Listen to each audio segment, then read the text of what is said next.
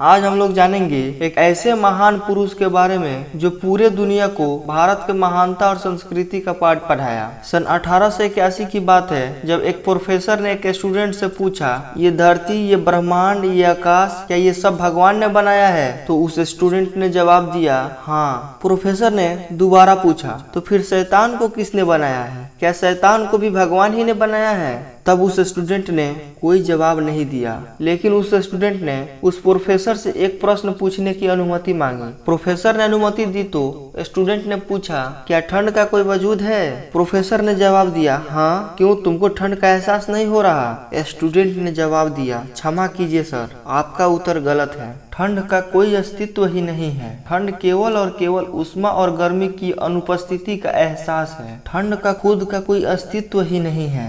Cold is complete absence of heat. उस छात्र ने दोबारा एक प्रश्न किया, क्या अंधकार या अंधेरे का कोई अस्तित्व है? प्रोफेसर ने फिर कहा, हाँ है, रात होने पर तो अंधकार ही तो होता है। छात्र ने फिर जवाब दिया, अब दोबारा गलत है सर, अंधकार जैसा किसी भी चीज का खुद का कोई अस्तित्व ही नहीं है। अंधकार प्रकाश की अनुपस्थिति का एहसास है। Darkness is actually absence of light. हम हमेशा प्रकाश और ऊष्मा के बारे में पढ़ते हैं, ठंड या अंधकार के बारे में नहीं। ठीक उसी प्रकार इविल या शैतान का कोई अस्तित्व नहीं है। असलियत में शैतान प्यार, विश्वास और ईश्वर में आस्था की अनुपस्थिति का एहसास है। शैतान का खुद का कोई अस्तित्व नहीं है। Evil is actually the absence of love, faith and true believe in the God. और वो छात्र और कोई नहीं, स्वामी विवेकानंद जी थे। सन 1893 में अमेरिका के शिकागो शहर में विश्व धर्म परिषद का आयोजन किया गया था,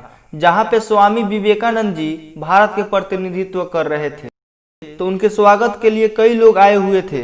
उन लोगों ने स्वामी जी की तरफ अपना हाथ बढ़ाया, हाथ मिलाने के लिए, और इंग्लिश में हेलो कहा, जिसके जवाब में स्वामी जी ने दोनों हाथ जोड़ के नमस्ते कहा। ऐसे में उन लोगों को लगा शायद स्वामी जी को इंग्लिश नहीं आती है। तो उन लोगों में से एक आदमी हिंदी में पूछा, आप कैसे हैं स्वामी जी? अब स्वामी जी बोले, I am fine and thank you.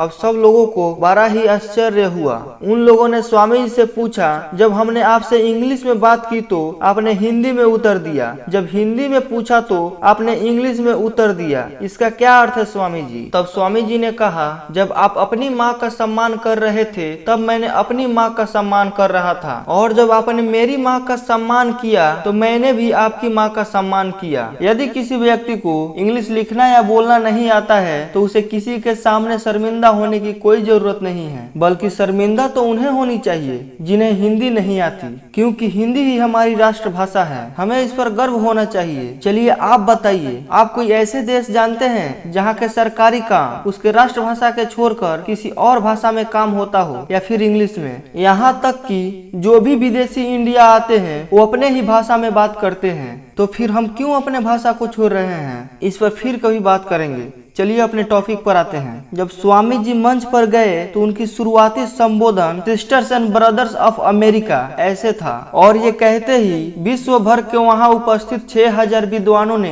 लगातार करीब 2 मिनट तक तालियां बजाई, और वह भाषण ऐतिहासिक भाषण था। और अगले दिन अखबारों ने घोषणा की विवेकानंद की भाषण सबसे सफल भाषण था, जिसके बाद सारा अमेरिका भारत की संस्कृति और विवेकानंद को जानने लगा। इससे पहले अमेरिका पर प्रभाव किसी हिंदू ने से नहीं डाला था। इस भाषण के बाद कुछ पत्रकारों ने स्वामी जी से भारत के नदियों के बारे में एक प्रश्न पूछा। पत्रकार ने पूछा, स्वामी जी, आपके देश के किस नदी का जल सबसे अच्छा है? स्वामी जी का उत्तर था, यमुना का जल सभी नदियों के जल से अच्छा है। फिर पत्रकार ने पूछा, स्वामी जी, आपके देशवासी तो बोलते हैं कि गंगा का जल सबसे अच्छा है। फिर जानते हो स्वामी जी का क्या उत्तर था? कौन कहता है गंगा नदी है? गंगा हमारी माँ है और उसका नीर जल नहीं अमृत है। यह सुनकर वहाँ सभी लोग स्तंभ रह गए और स्वामी जी के सामने निरुत्तर हो गए। स्वामी जी अभी अमेरिका में ही थे, तब उनके समीप आकर एक महिला बोली, मैं आपसे शादी करना चाहती हूँ। स्वामी जी बोले, आप मुझसे शादी क्यों करना चाहती हैं? क्या आप जानती नहीं हैं कि मैं एक सन्यासी हूँ? फिर वो महिला बोली, मैं आपके जैसा ही गौरवशाली, सुशील और तेजस्वी पुत्र चाहती हूँ, और ये तब संभव होगा जब आप मुझसे शादी करेंगे। फिर स्वामी जी बोले, हमारे शादी तो संभव नहीं है, परंतु हाँ, एक उपाय जरूर है। औरत ने झट से कहा, क्या? स्वामी जी ने उत्तर दिया, आज से मैं आपका पुत्र बन जाता हूँ और आप मेरी माँ बन जाओ। आपको मेरे ही रूप में मेरे ही जैसा एक बेटा मिल जाएगा। फिर वो औरत विवेकानंद जी के चरणों में गिर गई और बोली, साक्षात आप ईश्वर के रूप हैं, इसे कहते हैं पुरुषार्थ। दोस्तों कमेंट में बताइए वीडियो आपको कैसा लगा। हाँ, और इसका नेक्स्ट पार्ट देखना चाहते हैं तो कमेंट में जरूर बताइए। Thanks for watching.